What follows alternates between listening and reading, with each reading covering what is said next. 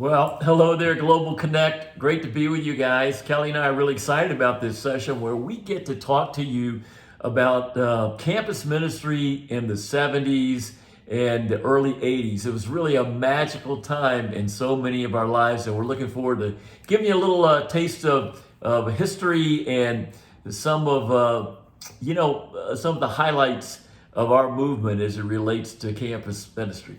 Yeah, we're both excited to be with you. We learned a lot from the experiences that we've had in those years past, but we know that you're going to be able to take it higher. We look forward to being with you for the question and answer coming up next week. All right, so we'll just kind of launch in. I'll get started. Kelly and I'll go back and forth, a couple of times. It's amazing what God has done all around the world. He's really brought the brightest and the best of almost every country into these university settings. It's like in His providence, He's gathered all of them together, and they're from so many different places, so many different cities, so many different countries, and God has them there for 3, 4, 5 years, sometimes more. And it's this amazing time where people can build community, they can find faith, they can often find each other in relationships, both that will last, forever, and also their mates, if God's will for them to get married. It's an amazing time, 3 or 4 years where you can have very close-knit, tight ministry together, discipling together, and it's just a tremendous opportunity that God has really in most of the countries, around the world. In our particular movement, we've been talking over the last couple of weeks about the restoration movement. Steve Staten did such a great job with that. Roger Lamb, one of our heroes and pioneers, did a great job last week talking about the those early days in the Church of Christ. He and Al talking about the early days in our movement, which is part of the restoration movement. Now, when campus ministry, as far as campus ministry is involved here, campus ministry back before around 1967, 1968, Churches of Christ would have a student center. Sometimes they call it a Bible chair, and they'd have a little house or apartment, and they'd have a ping pong table and some study rooms, and they'd have any Christians that were in the church there just come and hang out there during the week, and it was a student center, kind of approach. But back in 1967, 1968, a movement called Campus Evangelism started in the Churches of Christ, and there were 2 basic pilot projects, one in Lubbock, Texas, and one in Gainesville, Florida. I went to the University of Florida in 1969, just less than a year after this, started, and there were couples they weren't couples then, they were dating. Sam and Jerry Lang, Bruce and Robin Williams, they'd grown up in the Church of Christ, and they were part of this new campus. It was called Campus Advance, campus ministry. The idea, Kelly, if you remember, is that we're not just pulling ourselves away into a student center or apartments just with some Christians and hanging out and trying to keep each other from getting messed up with the world. But we're going to advance, we're going to get on campus, we're going to start Bible studies, we're going to share our faith, we're going to play football, but it's all going to be about ministering to the campus, not retreating away from it, advancing in that way. And so it was a very beginnings and a powerful time. Kelly and I, we were some of the first ones to come in that didn't have a Church of Christ backgrounds. We were just plain old pagans, partiers, crazy, people who didn't really even know anything about the Church of Christ or much about Christianity, although than going to holiday services. And but we found faith, we found Christ, we were baptized into Christ, when we were 18, 19 years old, and it was a truly amazing, time. It became known as the Crossroads Movement. Crossroads Church was the home church there in Gainesville, and literally dozens, 40, 50 or so campus ministers eventually went out from that one church, so many hundreds of people, becoming Christians. And there were some things that really characterized this, and Kelly's going to talk about that in a moment. I just remember those early times in Bible studies. Lordship was the thing we talked about, I think, more than anything. Jesus is Lord and in every area of your life. And we were very open about that, sharing our faith and about the changes that were made in our life. We had one another relationships were important. We called them prayer partners, kind of before we called them discipleship partners. And we loved to get in Bible studies and have Bible studies in the dorms and fraternities and the apartment complexes called Soul Talks. But it was all a part of a bigger thing as we were kind of restoring more and more of New Testament Christianity, but in a uniquely campus setting. Yeah, actually, Tom, I would say that what I remember is it was like being a part of a group that was building a whole new culture. And, you know, just to think about what we became a part of, we felt like we were on a shared mission and that we had found the pearl of great price. Yeah. And we were willing to literally give up anything God asked us to give up. We were ready to do that. We were ready to turn ourselves in. And so, you know, we felt like we found the pearl of great price, and that's all we needed. That's all we wanted. Forget about riches, forget about, you know, popularity. We had salvation, we had forgiveness of sins, we had a new lease on life, and a new family that was right there beside you in the battle. And we'd never experienced anything like that. I mean, most of us came from religion that was so boring and so dead. And this was like spiritual life being breathed into us, literally. And so it was a natural thing that wherever you were, if you were in an apartment, you were single, you were, you know, anywhere you were, on campus, off campus, you were sharing your faith. You wanted everyone to know. At work, you were sharing your faith. There probably weren't very many people that were around you that wouldn't know about your faith.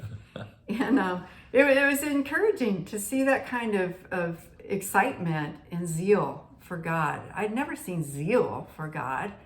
I'd seen people that I thought believed in Him, but I'd never seen passion. I'd never seen a zeal like this.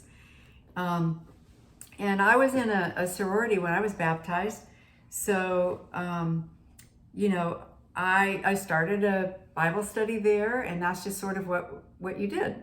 I started a Bible study there. Some people really didn't like that, especially when I read Galatians 5 every week. You know, whether you knew what you were doing, it really didn't matter. You just believed if you opened the Word of God, it would produce fruit. That's right. And it talks about that in Isaiah. But I had a Bible study going on in my sorority, and many times I would go and knock on doors. People would just disappear around the Bible study time. But eventually we had about 9 girls become disciples during that the next several years. And you're talking about just in one sorority? In one sorority. Nine it was God, because I did not know at all what I was doing. So it had nothing to do with me. We only had 8 guys, you know, become Christians in our dorm. So you beat us. But seriously, it was a time when we saw the possibilities, not the obstacles. We didn't really think of ourselves, oh, we're only young Christians, we can't really do this, we don't know what we're doing, we need more training. I mean, we just knew we needed to open the Bible, and people would find God. And you're saying it was a part of a culture, you know? It was a culture. That just everybody was a part of. Oh, yes. Yeah. We had a blind brother on campus that would get lost. Jerry Capron. And I mean, that's the one thing that made me go, I have no excuse. So what's your excuse? You know, what is your excuse? I don't have one. Not after seeing him bring people to church. And, you know, this was a brother that really struggled, but you wouldn't have really known it. So he saw the possibilities, not the obstacles. Wow. And then one other thing about the culture is, Tom referred to this, that we called each other prayer partners. And I really love that terminology, because we really prayed together. And I think we end up today not really treasuring that as much, I would say, in our relationships. And I think we treasured that ability to pray, to go to God, and to feel like we were approaching the throne of God was really powerful. And so we had several prayer partners that we met with every single week. There was a consistency. that we Yeah, were every committed week. to. Yeah. We didn't feel like, oh, I'm really busy this week. I can't get together. It was, no, if I have to get up at 5 a.m. to have a quiet time and then meet you, before work or before I go to class, I'm going to do And that. we used to do it like before and after church all the time. You'd Oh, meet yeah. with a prayer partner before church or after church, and those are and part of our culture. We really met together a lot, didn't we? Well, we believed in Acts 2. They met together daily. And so we felt like if we could do that, we would be doing all right. And it actually did so much for many of us because we came from homes that didn't believe, that didn't have this faith, and that questioned it a lot. And so it really gave us something very tight that pulled us in to the fellowship of Christians. And I love that because when I went home, I was persecuted by my mom. I was persecuted by my sister, and they just didn't really understand. It was a real tough time for me, but I always felt like I had something to fall back on. And then the last thing I would say about the culture is there was a hunger to learn. We had Sunday school before church, then we had church, and then later on we would have a campus dinner. And church again Sunday night. And then church again Sunday night. But I felt like I could not get enough. Yeah. I feel like today it's like, oh, I can stay home and tune in, with live stream, or there are just a lot of things that I think we want more convenient. And for us, it was like, this was our umbilical cord. It was our lifeline. And so, if Sam Lang was teaching on Acts, I was going to be there. And Monday afternoons, we'd have a spiritual development class, right? Friday, yeah. Bible Talk Training Leaders class. meeting every Yep. week, and Friday night devotionals. Yeah. Yeah, we had a book of Acts that was taught by Sam Lang, Sunday Bible Talk Leaders meetings, but there was a deep appreciation at being able to sit at someone's feet, the feet of spiritual mentors, spiritual men and women. Jerry Lang, I remember listening to her teach and just going, oh my gosh, if I could ever teach like that. And listening to Ann Lucas and going, oh my gosh, But it was a part of a culture, wasn't it? And it was young and old and very diverse. People from like we all nations, all backgrounds were really attracted to, because it was just pure Christianity. And I think it's tougher, in the age of iPhone and smartphones and streaming and all the kind of things we have. But I think wherever in the world where there's this kind of culture, that's developed, God can really bless it. But there's something unique about that campus setting, isn't it? When everybody is together and so much more access, and people are young and idealistic, and what a special time. Anything else about the culture you want to mention, sweetheart? Well, no, I just would say that we felt like these were the words of eternal life.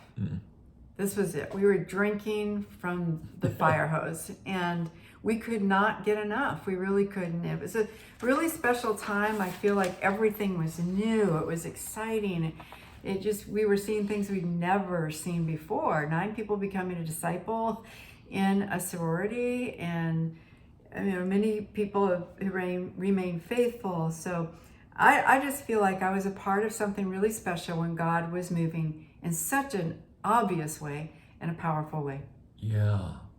It was, we had a dream, a lot of us, that back in those days after we became Christians, or even as we were young Christians, and this dream was to try to multiply what we were experiencing there in our situation, of course, down in Gainesville, Florida, all over the United States. So we had this goal and this dream to go out as campus ministers, or to go out and help support, campus ministers, and to try to have a great campus ministry in every significant campus in the United States. And we went after it. We were just scattered all over. Kelly and I actually went to Colorado, to the University of Colorado. We were there. We had one student, and it was amazing. It was such a time where God was moving, and we had so much faith and so much connection with each other as we went out to all different cities around the country. We had one student, and then 3 years later, believe it or not, just in Boulder, we had 220 students in our ministry. Pretty much all of them were baptized. in that period of time. I still have my roster from 1978 and 1979, where we have 220 University of Colorado students. It was crazy. Bible studies in all of the dorms and brothers football and just taking people out skiing or rafting and baptizing them out, when we were on these retreats. But it wasn't just in Boulder. It was all over, all over the entire country. And you can tell Kelly and I are focusing our comments on United States because this is where we were and the experience, that we had. And as the years went by, this multiplied into other countries. But they were like so full of faith and trying to have this culture and this camaraderie with each other. We'd meet every year at campus ministry, like ICMCs. You may have heard of that. We called them different things, evangelism conferences, other things. We'd get in the car and drive 12, 24 hours to come to one of these, whether it's in Florida or Boston or New York or wherever it was. And there were campus ministries that would have over 100 students baptized at a single campus. I remember one year in the University of Florida, this is after we left, 177 campus students were baptized in a single year at a single university, the University of Florida. I think maybe there were some from the junior college, Santa Fe, there as well. In Florida State, there were 106 baptisms in the school year of 78, 79. In Eastern Illinois, it was a small school, 10,000 students. That's where Roger Lamb was. We heard from him, last week, and so many other people who became Christians there, going out in the ministry, Marty Fuqua, so many others. They had 16 baptisms in 1978, 79. It was some number like that. In Boulder, we had 136 students baptized in the fall of 78 and spring of 79, that school year. It was truly amazing. Ohio State, about 98 students.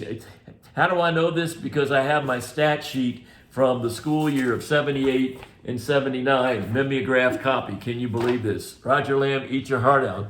But in so many, on single campuses, NC State, 55 students baptized that year. LSU, 41 students baptized that year. University of Georgia, 35 students that same school year. Indiana University, 35. Purdue, 30 students baptized. Northern Illinois, 30 students baptized. Southwest Missouri State, 50 students baptized on that single campus. University of Cincinnati, 50. I could go on. University of Maryland, 40. We're talking about in all of these cities, and what was happening. You tell I'm kind of fired up about this, aren't I? Because what happened is those students who became disciples in that period of time ended up becoming the key leaders in our movement. Through the 80s and the 90s, as churches were planted literally around the world, and still is a very tight network of people who became Christians in that period of time, whether it's Douglas Arthur or, Roger Lamb with his experience. There's just so many others. I'm sure Joseph Lippo, same kind of situation, so many other in our Global Connect, family. And again, we're just talking about the United States. Now, what happened is we also had this vision to go into the big urban areas in the United States. And so teams of us went there. Kelly and I took a group of, 10 or 15 to the San Francisco area, to the Berkeley Church of Christ, and began campus ministries in 5 or 6 universities there. We had the vision to go plant churches in Korea and in the Philippines and so many other, and this was happening all over the country. And then brave, courageous, faithful brothers and sisters, pioneers, so many of them who were converted in the campus ministries, fanned out into literally all the world.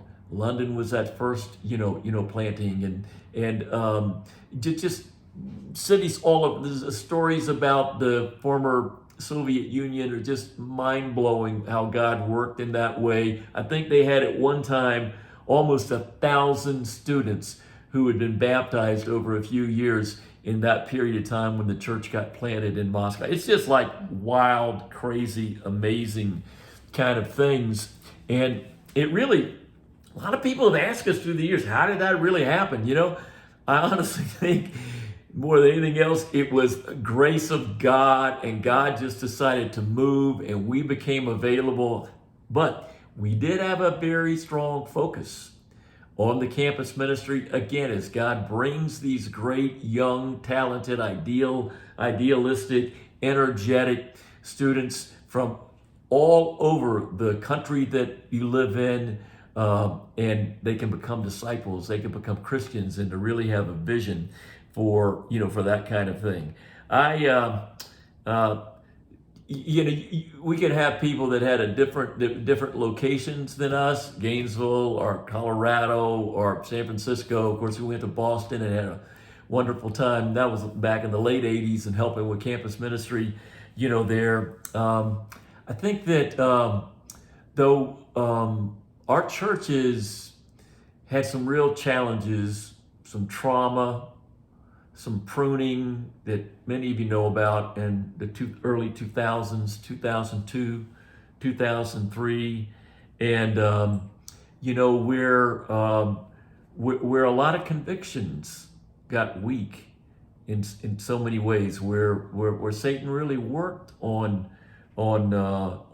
many of us in our backgrounds. And Kelly's going to comment now on something we learned in the early days. It was characteristic of our campus ministries. It was, building a culture, but honey, what else was so important? Well, what I recall is it wasn't just building a culture, but it was building deep convictions, and convictions that could last a lifetime. And I think that's why a lot of us are here, even when the church was not at its best and was really struggling. We didn't just jump ship, and we stuck with it because we really felt like everything we were doing really was because of God anyways. It wasn't for man. It wasn't, to achieve some medal or some kind of honor. It really was because we loved God. Ultimately, we did. But that's always tested, and it's tested in the Bible. And so we know that we're going to go through that testing. And there were a lot of testing periods of times in our lives. And some of us didn't feel super prepared when our kids didn't do as well, or the church didn't do as well, or our marriages struggled. It was like, where do we go? What do we hold on to? And so for me, I just remember the biblical doctrine and this, solidifying that, and that it was so amazing to me to have something that anchored my life and anchored my heart to Jesus. And that was the biblical doctrine. I mean, it's not just words in a book that are good to know or good to follow, but these are the words of life. And as a young Christian, I started realizing, as I was taught more and more about the Bible, just how many different teachings there are out there. And today people do feel like, wow, maybe I should go check that out. They're a lot more curious, maybe, because you have access to all these things, and what makes us different than them? And, well, they seem like good people. And so, I always look at the rich young ruler who was good. He lived a good life. But that wasn't what was going to get him to heaven. That wasn't what was going to get him to Jesus and give him eternal life. And so I feel like I held on to the one thing I knew wouldn't change. And that was biblical doctrine. And sweetheart, I'm going to mention this because you're so good talking about this. It is a deep convictions, and I saw this in you as a young Christian that was so attractive to me, among many other reasons to be attracted, to you. But you did have these deep convictions about doctrine, about lordship, but also about distinctiveness, and how the Bible talks about that we're a set apart, people, and there's so many things that we learn in our campus ministry about deep convictions, about just being distinctive from the world. Yeah, and one thing that I really saw was just how distinctive our beliefs are. I mean, when you look at conversion, how many ways people believe you can be converted, it's kind of confusing to most people. It's very confusing. And that's actually one of my favorite studies to do now is baptism, because I feel like I've refined it so much. I was asked so many questions. But I think about my mom persecuting me, my sister mocking me. I think about the sorority girls closing doors in my face. And it didn't stop me, because I felt like I didn't have to search anywhere else for the truth. I had it, and the truth would set people free from their confusion or their even their resistance. It can set people free from that. That I was able to hold on to God's truth, and today I think, what is truth? People want to know, what is truth? Well, this is my truth. And I think, wow, people are much more concerned about their truth than they are God's truth today. It's really kind of amazing. But for me, the distinctive beliefs were about conversion, about commitment. I'd never seen people committed. I mean, if I didn't feel like going after high school, I didn't go to church at all. And there were distinctiveness in our relationships with each other, men and women, right? That was very different from the world. Yeah, that was my last part, is just, first of all, back to the commitment though, I wanted to just mention that I felt like I was either all in or I wasn't in. My heart was either, committed to Jesus, in love with him, or I was really lacking, what I needed to have on straight. And the thing about dating, to me, so many of us became disciples. We had no clue how to date and in a way that would honor God or protect each other's purity. Just taking myself, for example, I struggled with so many things with purity, but I also struggled with dressing modestly. And I remember telling Sam Lang one time, all these brothers, I was complaining to him, they keep coming up to me and I don't understand what their problem is.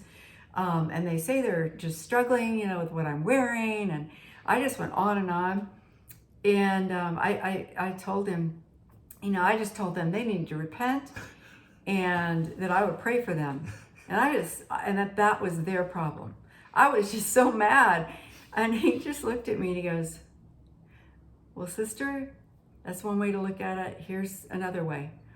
And he said, it's one thing for brothers to have to struggle with what people wear in the world. It's a whole nother thing if they have to struggle in the church with what people wear because of a sister. Yeah. And I looked at him and I was just like, ooh, all right, I think I get it now. It's me. I'm the problem. But, I'd never had a conviction about that. I lived in Florida. You didn't wear many clothes. You were hot all the time. You were sweaty all the time. So I really had a lot to learn about how to protect the brothers. Building a culture and building convictions and real faith and trust in the power of God. We're looking forward to, aren't you, like when we have our Q&A, when we get to talk with our Global Connect brothers and sisters, and be able to add some more texture to some of these things. For Kelly and I became a Christian in campus ministry. It's hard to believe sometimes, 54 years ago when I was a freshman. For Kelly, 52 years ago. And the things that we learned, the experience we had, still absolutely shapes, our life. There was this time that we refer to, this challenging time in 2002 and 2003. And, if you have a bad year or two in your ministry, you can get through that if you're in adult ministry. If you have a bad year or 2 or 3 in campus ministry, it almost disappears and becomes very weak. And the campus ministry was so much in decline in 2005. Kelly and I, we were in LA at the time and had recently gone back in the ministry, and we asked the leaders there, could we help oversee the campus ministry? It was just so much a part of our heart. 45 years or 40 years later. And so that's when we started up the internship programs again. I think we had the first one going out in LA in 2005.